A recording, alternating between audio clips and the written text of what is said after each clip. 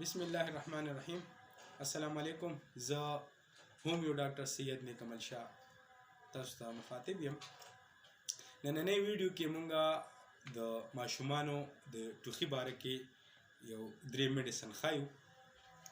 نن سبا ماشومان که وګورئ چې د ورځې منډې ووهي، لوبې وکړي، وګرځي راوګرځي، نو بیا چې شپه شي نو هغو ته شدید ټوخی راشي، تبه یي، د هغې سره ساه بندېږي، ورسره سینه کې چرنګار اوازونه خیږي او الټۍ یي ورسره.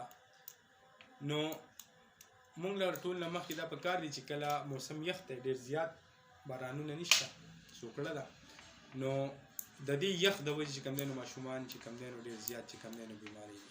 نو موږ له اول پکار دي چې ماشومان سهار سکول ته لېږو، نو مطلب د هغې سره د پکول غم ورله وکړو، د دستانو غم ورله وکړو او د ماسک غم ورله وکړو، دا لازمي دي.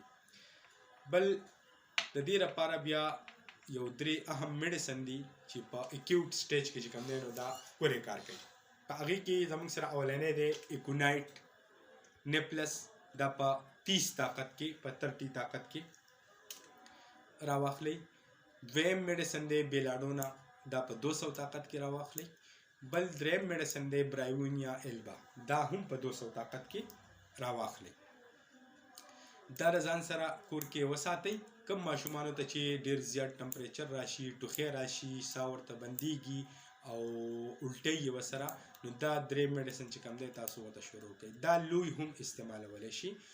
او که چېرې فرض کا دا ټوخی د ګرانې کې یعنې د ډېر وخت مزمني، نو تاسو بیا د خپل هومیوپیتیک ډاکټر سره چې کوم دی رجوع وکئ چې هغه په پراپر طریقې سره چې کوم دی تشخیص وکړي، ځکه زموږ په هومیوپیتیک کې یوازې دا درې میډیسن نه دي د ټوخي لپاره، ډېر ښه میډیسن دي.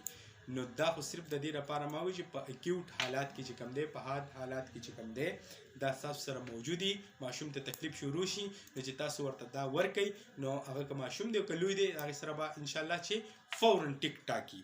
نو مهرباني وکړئ د هومیوپیتیک ډاکټر سره چې کوم دی یا هومیوپیتیک سټور کې دا میډیسن چې کوم دی نو دا ملاویږي. دا چې کوم دی دا خامخا د ځان سره چې کوم دی نو دا په کور کې ساتئ. د دې نه علاوه چې کوم دی زه به انشاءالله داسې مزید چې کوم دی په مختلف مرضونو باره کې چې کوم دی داسې یو شارټ ویډیو به کوم، میډیسن به تاسو ته ښایم، د دې لپاره چې زموږ ټولو خلکو ته چې کوم دی د دې نه څه فایده ورسي.